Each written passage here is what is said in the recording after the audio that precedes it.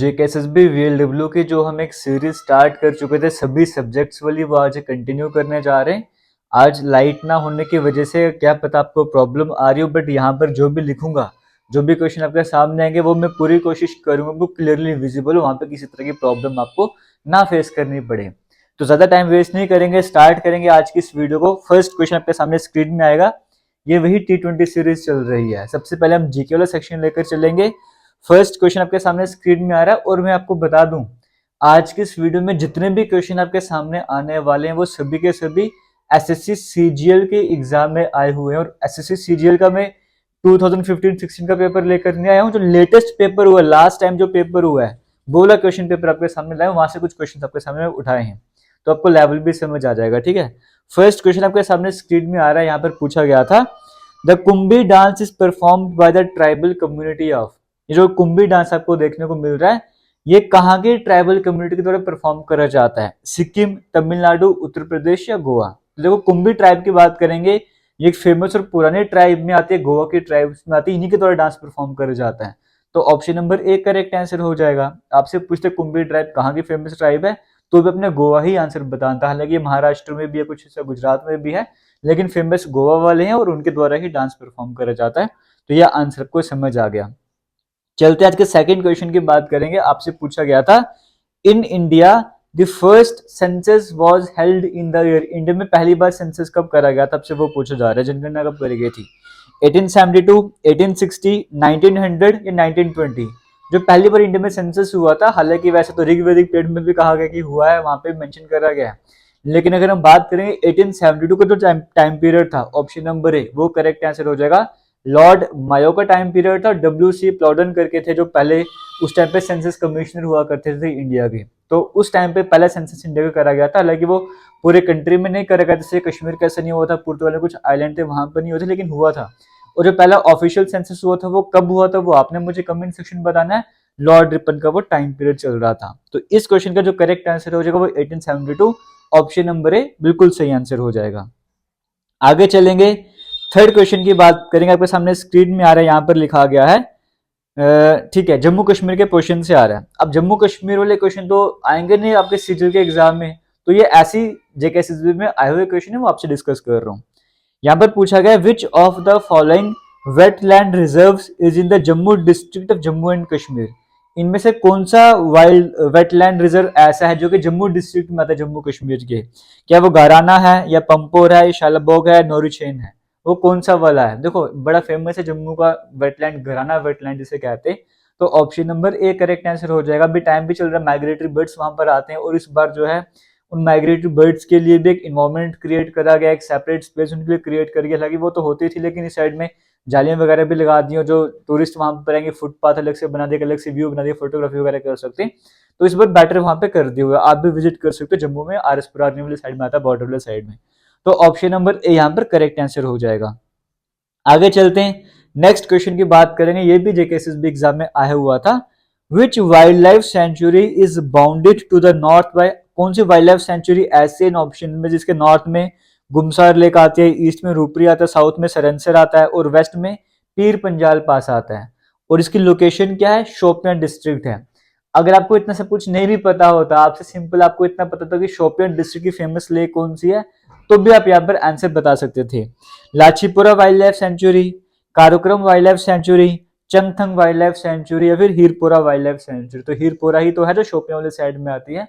Option number D correct answer हो जाएगा। बाकी चंगथंग, कारोक्रम तो लेह वाले साइड में आ जाएंगी। और लाचीपुरा कहाँ पर है, ये आप मुझे बता दो एक बार जरा। श्रीनगर के आसपास ही पड़ती है, लेकिन कौन सी डिस्ट्रिक्ट में आती है बता दो कमेंट सेक्शन में। तो ये चार क्वेश्चन हमारे हो गए जीके वाले सेक्शन के। अब हम जो नेक्स्ट 4 क्वेश्चन कवर करने वाले हैं वो सिलेबस के हिसाब से इंग्लिश का क्वेश्चन आता तो इंग्लिश के 4 क्वेश्चन आपके सामने आएंगे। इंग्लिश का फर्स्ट क्वेश्चन आपके सामने स्क्रीन में आ रहा है। यहाँ पर कहा गया है, the following sentence has been, एक सेंटेंस है वो 4 पार्ट में स्प्लिट करा गया। आपको बताना है कि ग्रामेटिकल एरर कहां पर आ रहा है, वो वाला स्ट्रक्चर आपको फाइंड करना है।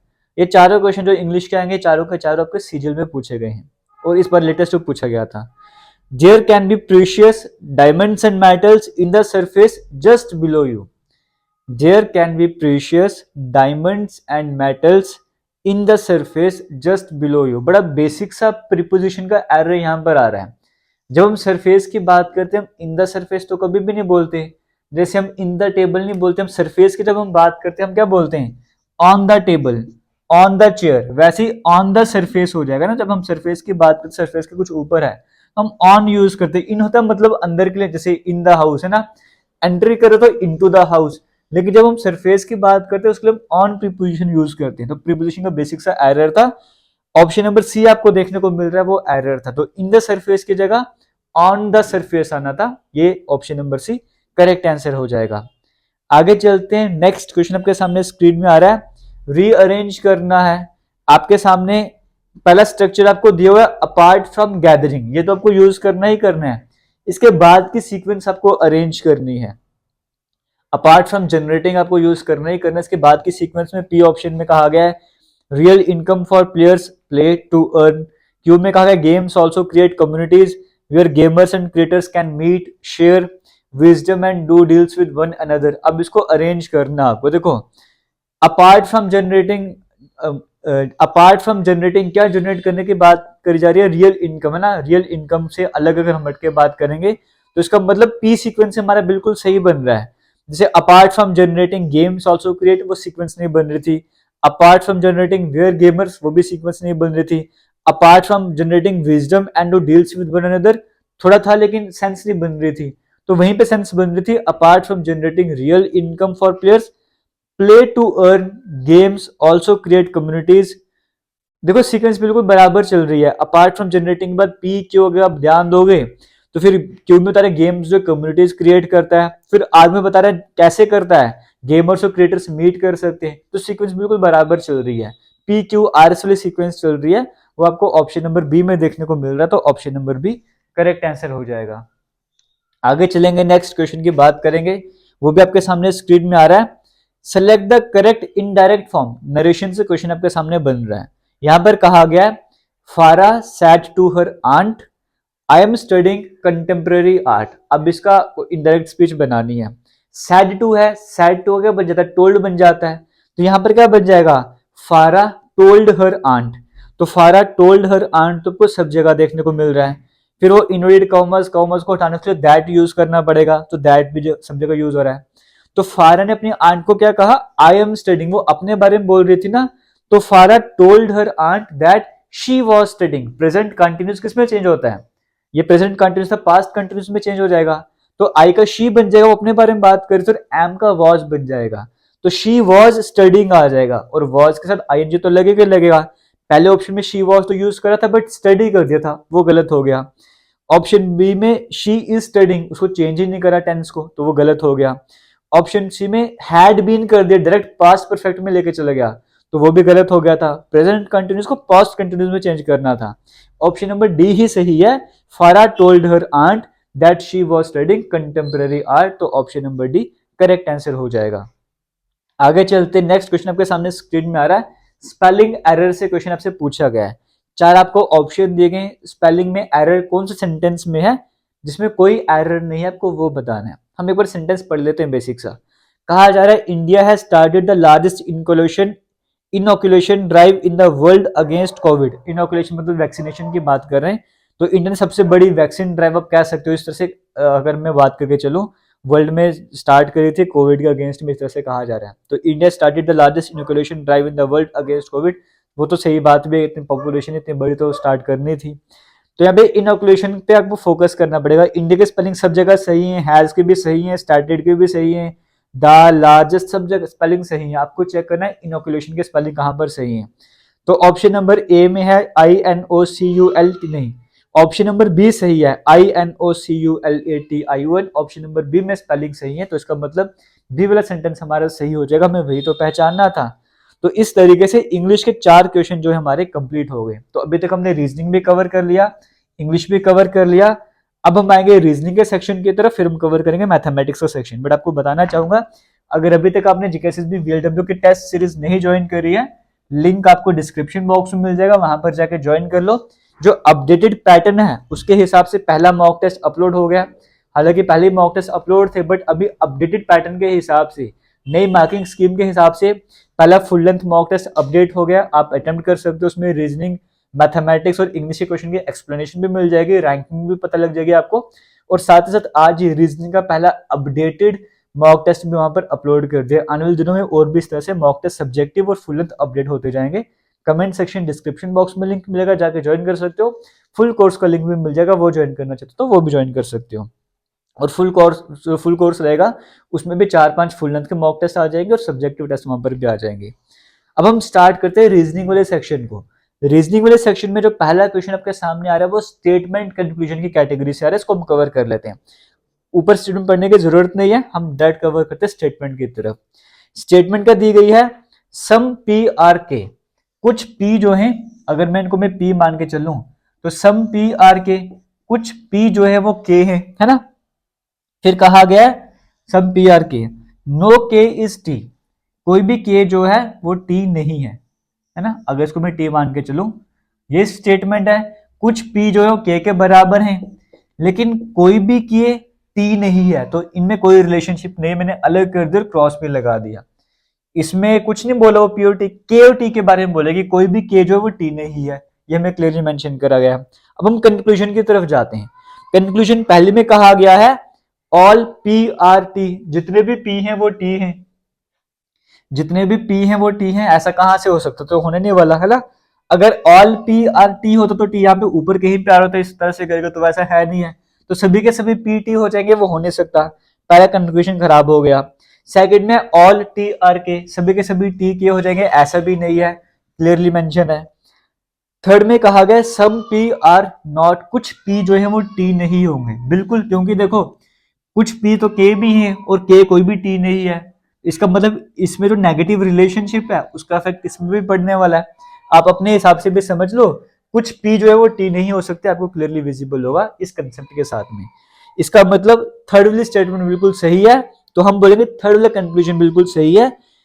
कंक्लूजन थर्ड फॉलोज कहां पर आपको देखने को मिल रहा है, ऑप्शन नंबर बी में, वो करेक्ट आंसर हो जाएगा। आगे चलते, रीजनिंग का सेकंड क्वेश्चन आपके सामने स्क्रीन में आ रहा है। यहां पर कहा गया आपके सामने फर्स्ट रो है, सेकंड रो और थर्ड रो। थर्ड रो में क्वेश्चन मार्क देखने को मिल रहा है, उस क्वेश्चन मार्क की जगह क्या आएगा वही आपको बताना है। और क्लियरली एक नोट आपको मेंशन करेगा, इस नोट पे आपको फोकस करना है। कहा गया जो ऑपरेशन परफॉर्म करने हैं वो आपको होल नंबर में परफॉर्म करे, इसको ब्रेक नहीं करना है। जैसे फर्स्ट रो में 1 और 12 लिखा हुआ है, आप इसको 1 और 2 सेपरेट करके मत पढ़े कि 1 + 2 3 करना स्टार्ट करो, उनको मल्टीप्लाई करना स्टार्ट करो, नहीं, इसको 12 ही पढ़ना है, ये क्लियरली मेंशन करा गया। अब आप ऑपरेशन लगाओ, क्योंकि अभी तक होता क्या था, हम इसको डिजिट्स में बांट देते थे फिर हम सॉल्व करते थे। यहाँ पर क्लियरली मेंशन कर रहा है कि इसको ब्रेक नहीं करना है, इस पूरे नंबर को एज इट इज पढ़ना है। तो कोई बात हम कवर कर लेते हैं। फर्स्ट रो में क्या लिखा हुआ है, 12 है, फिर 7 है और फिर 32 देखने को मिल रहा है। अब यहाँ पे मैं आपको डायरेक्ट बता देता हूँ, आप वीडियो को पॉज कर सकते हो, इसमें ऑपरेशन क्या लग रहा है। अब आप ये मत पूछना कैसे लग रहा है, अगर आप सीडीएल के एग्जाम की तैयारी करते हो तो ऐसे कंसेप्ट आपको पता होता है, प्रैक्टिस आप करते हो। देखो यहाँ पे ऑपरेशन क्या चल रहा है, 5 को अगर मैं मल्टीप्लाई करूं पहले नंबर से तो 5 को 12 से करा 60, 4 को मैं मल्टीप्लाई करूं दूसरे नंबर से, 4 को 7 से करा 28, और इन दोनों का डिफरेंस कितना आता है, 32 आता है। तो ऑपरेशन क्या लग रहा था, पहले नंबर को 5 से मल्टीप्लाई किया, दूसरे नंबर को 4 से, डिफरेंस निकालेंगे ये आ जाएगा। वही सेम ऑपरेशन आगे भी फॉलो हो रहा था। 5 को मल्टीप्लाई करो 17 से, 4 को मल्टीप्लाई करो 13 से, माइनस करोगे तो आपको 33 देखने को मिलेगा। और थर्ड ऑपरेशन की बात करूं, 5 को मल्टीप्लाई करना था 14 से, कितना हो जाएगा 70, 4 को मल्टीप्लाई करना था 8 से, कितना हो जाएगा 32, दोनों में डिफरेंस कितना आ जाएगा, 38 का डिफरेंस आ जाएगा। और 38 आपको कहां पर देखने को मिल रहा है, ऑप्शन नंबर ए में, तो वो करेक्ट आंसर हो जाएगा। थर्ड क्वेश्चन आपके सामने स्क्रीन में आ रहा है, रीजनिंग वाले सेक्शन से मिरर इमेज की कैटेगरी का क्वेश्चन है। आपको बताना मिरर इमेज कौन सी हो जाएगी। देखो आपको तो लेफ्ट राइट का कंसेप्ट होता है, ये अगर 4 यहाँ पे बिल्कुल लेफ्ट साइड में तो वहां पे बिल्कुल राइट साइड में हो जाएगा, यहाँ पे सबसे यहाँ से 4 आ जाएगा, तो ऐसा आपको हर ऑप्शन में देखने को मिल रहा है। और 4 की शेप एक जैसी हर जगह में, लेकिन ई की शेप आपको चेंज होती हुई दिख रही है। ई अगर इस तरफ टर्न कर रहा है तो वहां पे ऐसे टर्न कर जाएगा, तो ऐसा आपको या तो ऑप्शन नंबर ए में या बी में देखने को मिल रहा है। फिर आर की बात करेंगे, अगर आर ऐसे था तो यहाँ पे ऐसे हो जाएगा, और ऐसा आपको ऑप्शन नंबर ए में देखने को मिल रहा है। बाकी कोई भी ऑप्शन ऐसा नहीं है जहाँ पे 3, अगर मैं अल्फाबेट्स की बात करूं इनकी शेप ऐसी देखने को मिल रही है, क्योंकि कंसेप्ट क्या होता है, लेफ्ट राइट, जो भी लेफ्ट है उसको राइट में कर दो, तो हमने वही जो भी लेफ्ट में था उसको राइट में कर दिया। तो जो खुद ही लेफ्ट राइट होता है आपस में इसको भी तो चेंज करना होता है, तो option number A correct answer हो जाएगा। रीजनिंग के लास्ट क्वेश्चन की बात करेंगे, एम्बेडेड फिगर। रीजनिंग के सभी क्वेश्चन आपके एग्जाम में आए हुए हैं, वो आपसे भी डिस्कस कर रहा हूँ, सीरियल के एग्जाम में आए हुए हैं। Select the option figure which is embedded in the given figure. आपको बताओ कौन सी फिगर इसमें छिपी हुई है, आपको हिडन फिगर आपको बतानी है। फिगर मेन फिगर आपके सामने दी हुई है और आपको बताना है 4 ऑप्शन है, इन ऑप्शन में से कौन सी फिगर ऐसी है जो मेन फिगर में हिडन है, आपको वो बताना था। अगर आप थोड़ा सा वीडियो को पॉज करके ट्राई करो, मैं आपको डायरेक्ट आंसर बताऊंगा यहाँ पर। अगर आप ऑप्शन नंबर बी की तरफ फोकस करो, आपको ये देखने को मिल रहा है। और जो मेन फिगर है उसमें अगर आप बीच वाला स्ट्रक्चर आप देखोगे, है ना, बीच वाला स्ट्रक्चर आपको कुछ इस तरह से देखने को मिल रहा है। अगर मैं बात करूं ये वाला स्ट्रक्चर, अगर मैं ऐसे बात कर रहा हूँ, कुछ ऐसे देखने को मिल रहा है। अगर आप बीच पे ध्यान दोगे, यहाँ पर जो ट्राइंगल बन रहा है, मैं इस पोर्शन की बात कर रहा हूँ, ये देखो ये कुछ ऐसे देखने को मिल रहा है ना आपका।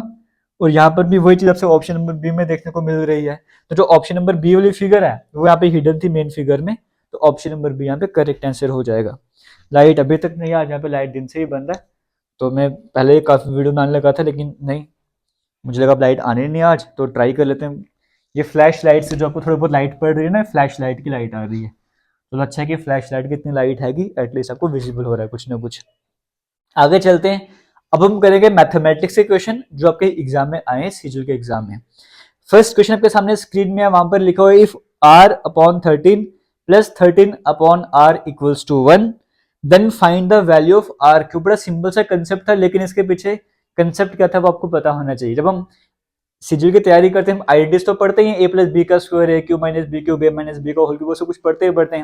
वहां पे कुछ और भी कॉमन से आइडेंटिटीज, कुछ कॉमन से फॉर्मूला जो पहले भी सीजीएल एग्जाम में क्वेश्चन पूछे कि वो हमने कवर करने होते। जैसे हम बोलते हैं x प्लस 1 अपॉन एक्स जो है अगर 1 के बराबर होगा तो x क्यूब जो है माइनस 1 के बराबर हो जाएगा। ये फॉर्मूला कई बार क्वेश्चन में यूज होता है।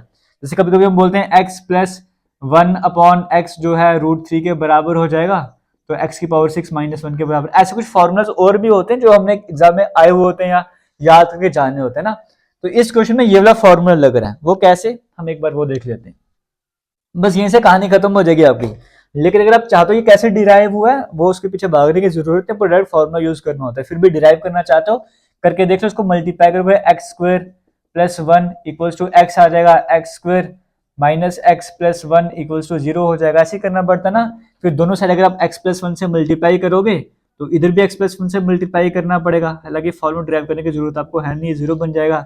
ए plus B A square minus A B plus B square, A square minus B square वाली आइडेंटिटी यहाँ पे लग रही है, x square x A cube minus B का क्यूब वाली आइडेंटिटी लग रही है, तो यहाँ से एक्स क्यूब जो है वो 1 का क्यूब यानी कि 1 के बराबर हो जाएगा, माइनस 1 के बराबर हो जाएगा।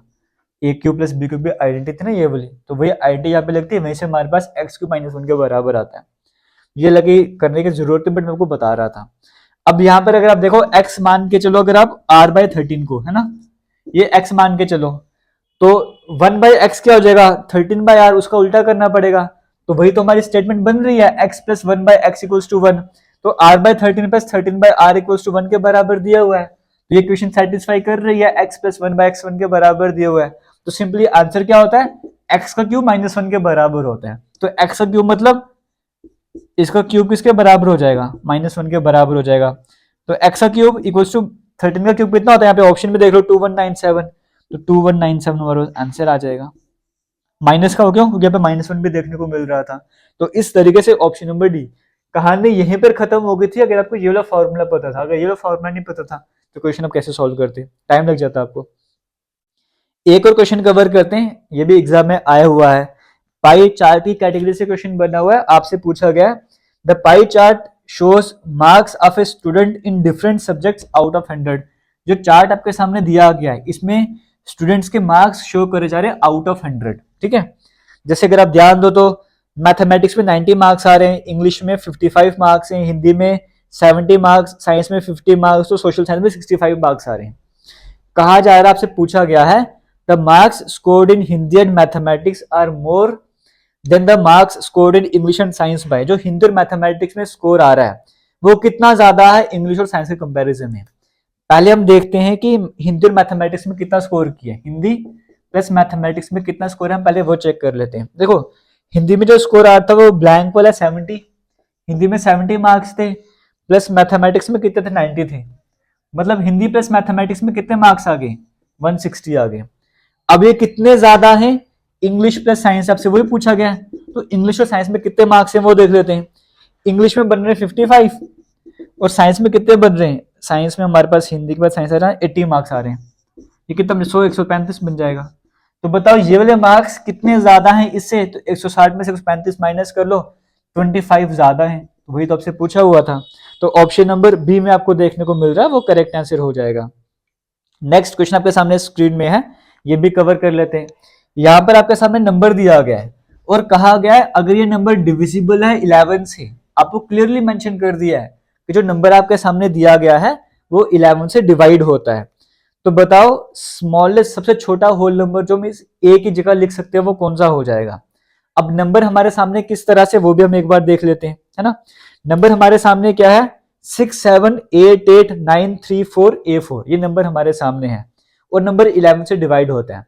हमने सिंपल से कंसेप्ट क्या सीखा वो डिविजिबिलिटी टेस्ट में, 11 की डिविजिबिलिटी क्या है, ऑड नंबर, जितने भी ऑड नंबर है सभी का ऐड कर दो, जितने भी इवन है सभी का ऐड कर दो, जो आंसर आएगा उसको माइनस कर दो, वो हमेशा 11 से डिवाइड होता होगा, है ना। जैसे हमारे पास ये नंबर है, कोई भी नंबर जैसे 121 है ना, तो हम बोलते तो 0 होता है ऑड नंबर का सम, सभी ऑड नंबर का सम माइनस सभी इवन नंबर का सम, या तो 0 के बराबर होगा या 11 के टेबल में आता होगा, हम वही लेके चलते हैं। तो वही कंसेप्ट हम यहाँ पे लगाने वाले हैं। हम पहले सभी ऑड नंबर का सम कर लेते हैं, मतलब 6 प्लस 8 प्लस 9 प्लस 4 फिर प्लस 4, है ना, ये करना पड़ेगा। तो ये कितना 8 से 14 18 22 31, ये हमारे पास 31 आ गया एक तरफ। फिर दूसरी तरफ इवन नंबर का सम कर लेते हैं, वो कितना आ जाएगा, इवन नंबर में हमारे पास क्या क्या आएगा, 7 8 ले लेता हूँ यहाँ पे ना, यहाँ पे लिखता हूँ 7 आएगा 8 आएगा, उसके बाद 7 8, उसके बाद 3 आएगा, फिर ए आएगा, 3 आएगा फिर ए आएगा, है ना। तो 7 और 8, 8 2 10 15 3 18, 18 प्लस ए, इसको माइनस करना पड़ता है ना, 18 प्लस ए।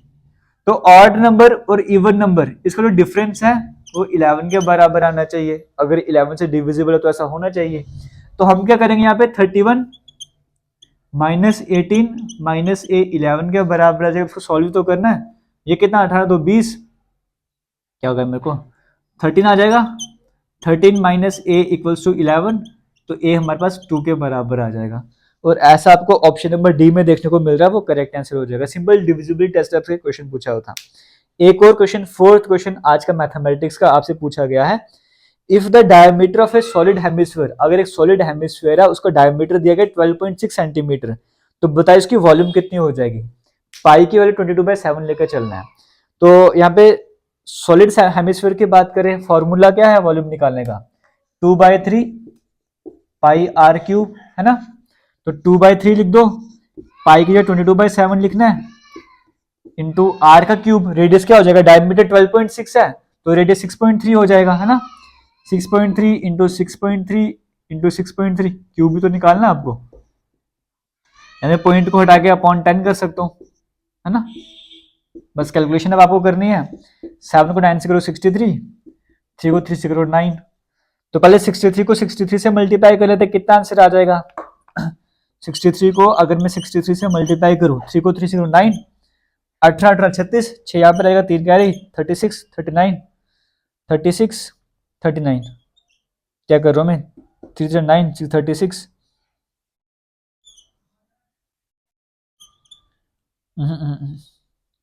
क्या कर रहा हूँ 9 को क्या 18 36, 6 आ जाएगा, 3 क्या रही 36 39, 3969 आ जाएगा इनको मल्टीप्लाई करने पे।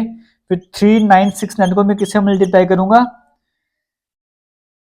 22 को 2 से करूंगा 44, 44 को अगर मैं 326 इंटू 2, 60 120 120 को 32, 132 से मल्टीप्लाई करना पड़ेगा। पूरा आपको आंसर निकाल देता हूँ, ठीक है, आप अपने भी ट्राई कर लो। 2 9 18, 13 19 7 27, 3 6 8 into 20, 3 9 27 29, 11 9 6 9 3, है ना। यह जगह 8 7 3 10, 18 19, 17 23 2 12, 523 और 0.908, 523.908 आपको ऑप्शन नंबर, क्योंकि 3 जीरो भी थे ना नीचे तभी पॉइंट लगा दिया, 523.908 आपको ऑप्शन नंबर सी में देखने को मिल रहा है, वो यहाँ पर करेक्ट आंसर हो जाएगा। ठीक है, तो बेसिक से हमने क्या कर दिया, यहाँ पे फॉर्मूला लगाया, फॉर्मूला पता था, क्वेश्चन आप आराम से कर सकते थे। तो इस तरह से मैथमेटिक्स से 4 क्वेश्चन भी कंप्लीट हो गए। अब आज का लास्ट सेक्शन हम कवर करने वाले हैं कंप्यूटर का। बस आपने वीडियो को शेयर करना है, पुराने जितने भी वीडियोज हैं वो सभी जेकेएसएसबी एग्जाम क्वेश्चन आपसे जो प्लेलिस्ट बनी है वहां पर जाके आप देख सकते हो। बाकी रीजनिंग की अलग से प्लेलिस्ट है, बाकी सब्जेक्ट की प्लेलिस्ट है, वहां पर जाके बाकी वीडियोस भी देख सकते हो। वीडियोस को शेयर जरूर कीजिएगा, कमेंट सेक्शन में जरूर कमेंट करना। आप जितना कमेंट करोगे उतनी मोटिवेशन मिलती है, उतना ही मैं रेगुलर बेसिस पे काम कर सकता हूँ आपके लिए। और अगर आप चाहते हो क्वेश्चन का नंबर बढ़े तो वीडियो को ज्यादा से ज्यादा शेयर कीजिए। कंप्यूटर के सेक्शन का फर्स्ट क्वेश्चन आपके सामने है, what is the tool used to construct formulas in Excel card. Excel में जो आप फार्मूला यूज करने टूल करते हो वो कौन सा, इसका नाम क्या होता है? फार्मूला बार है ना, या तो क्रिएट कर लो कोई एग्जिस्टिंग फार्मूला से कॉपी वगैरह कर लो, तो formula bar option number C correct answer हो जाएगा। कंप्यूटर सेक्शन के जितने भी क्वेश्चन है वो सभी के सभी जेकेएसएसबी एग्जाम में आए हुए हैं। आज के एग्जाम के सभी क्वेश्चन सीजीएल में आए हुए थे, 2 क्वेश्चन जम्मू कश्मीर के जेकेएसएसबी के थे, और लास्ट 4 क्वेश्चन ये भी जेकेएसएसबी में पूछे गए हैं। What is A2DP? A2DP क्या है आपको वो बताना है ना। तो एक ब्लूटूथ प्रोफाइल है ऑडियो स्ट्रीमिंग के लिए, इसकी फुल फॉर्म क्या है वो आप मुझे कमेंट सेक्शन में बता दो, लास्ट में बताना चाहूंगा। इसमें ऑडियो डिस्ट्रीब्यूशन प्रोफाइल, लेकिन पूरी फुल फॉर्म क्या है वो आप मुझे कमेंट सेक्शन में बता दो। हाई क्वालिटी की ऑडियो आपको वायरलेस के थ्रू पहुंचानी है तो आप ये यूज करते हो A2DP। तो किसके लिए? ऑडियो स्ट्रीमिंग के लिए। ऑप्शन नंबर बी में देखने को मिल रहा है, एग्जाम में आया हुआ है। फुल फॉर्म ऑफ MISR की फुल फॉर्म क्या होती है? मैग्नेटिक इंक कैरेक्टर रिकॉग्निशन होती है। तो ये आपको ऑप्शन नंबर, हालांकि रीडर लिखो रिकॉग्निशन होता है, तो option number A correct answer हो जाएगा। और which of the following device serve as both input and output device, कौन सा डिवाइस ऐसे जो इनपुट और आउटपुट दोनों की तरह काम करता है? मॉनिटर, जॉयस्टिक, मॉडम या स्कैनर, तो वो मॉडम है, option number C correct answer हो जाएगा। इसी के साथ आज के इंपॉर्टेंट क्वेश्चन हम कवर करते हैं, एंड करते हैं। Thank you.